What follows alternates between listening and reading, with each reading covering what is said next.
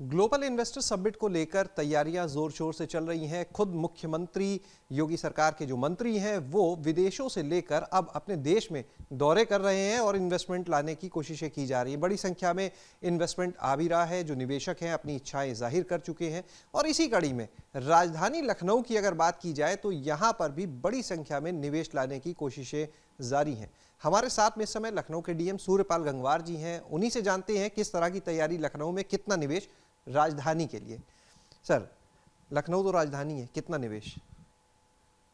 10 फरवरी से 12 फरवरी तक जो ग्लोबल इन्वेस्टर समिट होना है उसके संबंध में अभी हम लोग विभिन्न स्तर के इंडस्ट्रियलिस्ट से बात कर रहे हैं। जो इच्छुक लोग हैं इन्वेस्टमेंट के, उन लोगों से इंटरेक्शन किया जा रहा है और वो लोग अपने इंटेंट टू इन्वेस्ट वो ऑनलाइन रजिस्ट्रेशन करके सबमिट भी कर रहे हैं। अभी तक यहाँ लखनऊ के लिए एमएसएमई डिपार्टमेंट की ओर से जो हमारे छोटे इन्वेस्टर्स हैं उनकी तरफ से लगभग 3000 करोड़ का 110 लोगों के द्वारा प्रस्ताव किया गया है इंटेंट टू इन्वेस्ट में रजिस्ट्रेशन करके। उसके अलावा वीसी एलडीए की तरफ से भी इसकी पहल की गई और उन्होंने भी लगभग 13,000 करोड़ के इन्वेस्टमेंट प्रपोजल्स अभी तक प्राप्त किए हैं। हमको उम्मीद है कि अभी जैसे जैसे चीज़ें और क्लियर होंगी, लोगों को इसमें इनवाइट किया जा रहा है, वैसे और बहुत ज़्यादा इसमें इन्वेस्टमेंट आने की संभावना है। हम लोग लखनऊ में, चूँकि ये समिट भी लखनऊ में आयोजित होगी और इसके बाद लखनऊ कैपिटल होने की वजह से बहुत ज़्यादा अट्रैक्टिव है इन्वेस्टमेंट प्रपोजल्स के लिए। बहुत सारे सेक्टर्स में बहुत सारा इन्वेस्टमेंट प्रपोज्ड है, तो हम लोग उसी की तैयारियां कर रहे हैं। अभी लगभग रोज़ाना हम लोग इसकी विभिन्न विभागों के साथ में तैयारी बैठकें और रिव्यूज़ करते हैं। उसमें अभी तक जो सामने आया है, जो इन्वेस्टमेंट्स के कंसर्न्स हैं उनको हम लोग समझ रहे हैं। सबसे प्रमुख कंसर्न उनका लैंड को लेकर होता है। जैसे इंडस्ट्रीज़ के लिए जो एक्सपेंशन कर रहे हैं उनका तो अलग है, उनके पास जनरली लैंड होती है, लेकिन वो भी कुछ लोग लैंड खरीदना चाहते हैं। यहाँ पर यूपी सीडा की ओर से भी लैंड बैंक अवेलेबल कराई गई है ऑनलाइन कि कहाँ कहाँ पर लैंड अवेलेबल है। लेकिन उसके अलावा हम यहाँ पर ये भी प्रमोट कर रहे हैं कि लोग प्राइवेट इंडस्ट्रियल पार्क्स बनाएं और सरकार भी प्राइवेट इंडस्ट्रियल पार्क्स के लिए काफ़ी प्रमोट कर रही है। बहुत सारे इंसेंटिव्स उस दिशा में दिए हुए हैं। जैसे अगर हम कहें कि एमएसएमई के लिए अगर कोई इंडस्ट्रियल पार्क बनाता है, प्राइवेट इंडस्ट्रियल पार्क, तो उसके लिए 10 एकड़ लैंड की मिनिमम रिक्वायरमेंट है और उसके बाद उसमें डेवलपमेंट के तौर पर बहुत सारे इंसेंटिव्स मिलते हैं। उसी प्रकार से अगर नॉर्मल प्राइवेट इंडस्ट्रियल पार्क कोई बनाना चाहता है तो 30 एकड़, लखनऊ के लिए 30 एकड़ है। बाकी रीजन वाइज ये अलग अलग इसकी कैटेगराइजेशन है। तो हमारी जो industrial investment and employment promotion policy है उसके तहत इंसेंटिव्स का डिक्लेरेशन किया हुआ है।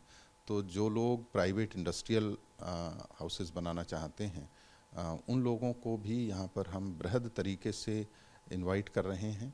अभी नेक्स्ट वीक में हमारे कुछ प्रोग्राम्स प्रपोज्ड हैं जिसमें कि हम डिफरेंट इंडस्ट्रीज़ के लोगों के साथ में इंटरेक्शन करेंगे। उनकी जो भी ज़रूरतें हैं उनको किस तरह से एडमिनिस्ट्रेशन और जिला प्रशासन, हमारा रेवेन्यू डिपार्टमेंट और उद्योग जगत से जुड़े हुए दूसरे विभाग किस प्रकार से उनकी मदद कर सकते हैं, वो उनको एक्सप्लेन किया जाएगा। जैसे मैंने अभी तक जो इंडस्ट्रियलिस्ट से बात किया है उसमें निकल के ये बात आती है कि अगर वो लोग प्राइवेट इंडस्ट्रियल पार्क लगाना चाहते हैं तो उन्हें किस प्रकार से रेवेन्यू डिपार्टमेंट सपोर्ट करेगा कि उन्हें कोई हिंडरेंसेस ना हो और फ्लॉलेसली क्विकली उनके सारे काम हो जाएं।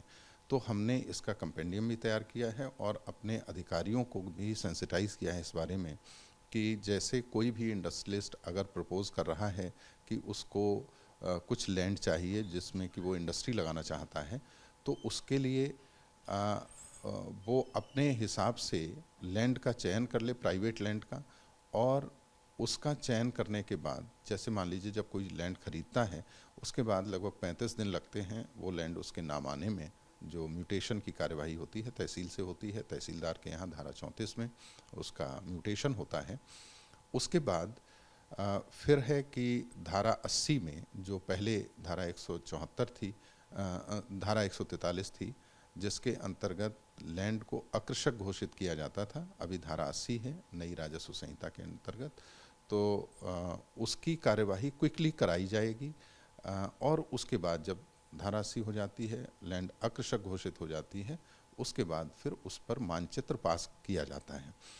तो इसमें मैं बताना चाहता हूं कि लखनऊ 3 कैटेगरीज में आप इसे देख सकते हैं।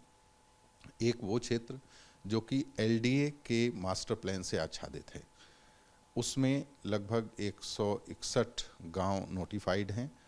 इसके और भी अगर कोई मॉडिफिकेशन होता है तो वो बताया जाएगा। और इसके अलावा एक लीडा का क्षेत्र है जिसमें 41 गांव हैं। इसके अतिरिक्त जो बाकी बचा हुआ क्षेत्र है वो जिला पंचायत से आच्छादित है, जिसमें 540 गांव के आसपास हैं, 534 गांव हैं जिला पंचायत में। तो इन सब की भू मानचित्र पास करने की जो उपविधियां हैं वो अलग अलग हैं।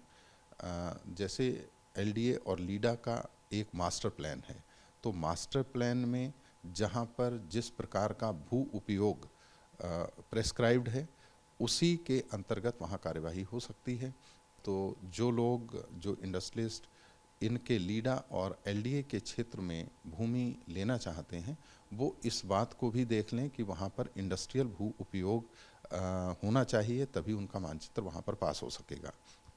जबकि जिला पंचायत का अपना मास्टर प्लान नहीं है, तो वहाँ पर ये फ्लेक्सिबिलिटी है। तो वो जहाँ पर भी वो प्रस्ताव प्राप्त होगा तो जिला पंचायत के द्वारा उसका भू मानचित्र पास किया जाएगा। जी सर, जिस तरह से अभी मुख्यमंत्री जी मुंबई गए, वहाँ पर निवेशकों के साथ में, चाहे वो फिल्म जगत के हों चाहे वैसे इंडस्ट्रियलिस्ट, उनके साथ उन्होंने बैठक की। इससे पहले विदेश दौरे हुए। यहाँ भी लखनऊ में अगर बात करें, आपने कहा अगले सप्ताह में कार्यक्रम भी होना है, तो यहाँ पर क्या आप लोग निवेशकों के साथ बैठक करेंगे इस तरह की? जी, निवेशकों के साथ जिन्होंने भी अपने प्रस्ताव या इंटेंट टू इन्वेस्ट अपना सबमिट किया है, उनके साथ हमारी टीम अभी संपर्क में आ गई है। और जो बड़े निवेशक हैं उनके लिए हम लोग नोडल ऑफिसर्स भी अपॉइंट कर रहे हैं to facilitate and hand hold them to be capable and किसी तरह की जो एडमिनिस्ट्रेटिव हिंडरेंसेस हैं वो उनको रूबरू ना होना पड़े उससे। हम लोग नोडल ऑफिसर्स भी उसमें अपॉइंट करेंगे हैंड होल्डिंग के लिए। और बाकी इंडस्ट्रियलिस्ट से हमारी लगातार बात चल रही है। और ये ग्लोबल इन्वेस्टर समिट से पहले हम लोग लोकल इन्वेस्टर्स के लिए एक अलग से सेशन रखेंगे, जिसमें यहाँ के जो लोकल इन्वेस्टर्स हैं, चाहे वो इंडस्ट्रियलिस्ट हों, ट्रेडर्स हों या बाकी लोग हों जो कि अपनी छोटी मोटी इंडस्ट्री लगाना चाहते हैं वो भी, और जो बड़े स्केल पे इंडस्ट्री लगाना चाहते हैं, इन्वेस्टमेंट करना चाहते हैं डिफरेंट सेक्टर्स में, उन सभी को वेलकम करने के लिए हम लोग पूरी कार्य योजना बना रहे हैं।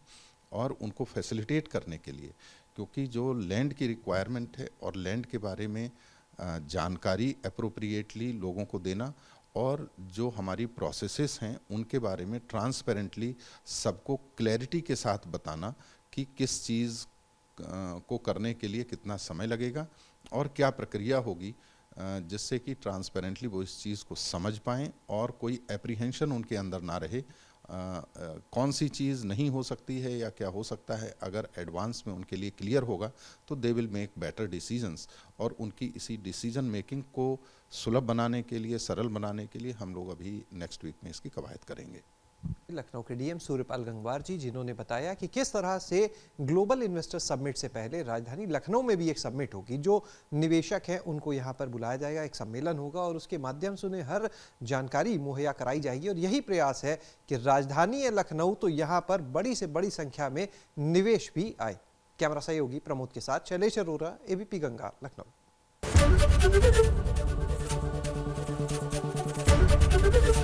एबीपी गंगा, खबर आपकी, जुबान आपकी।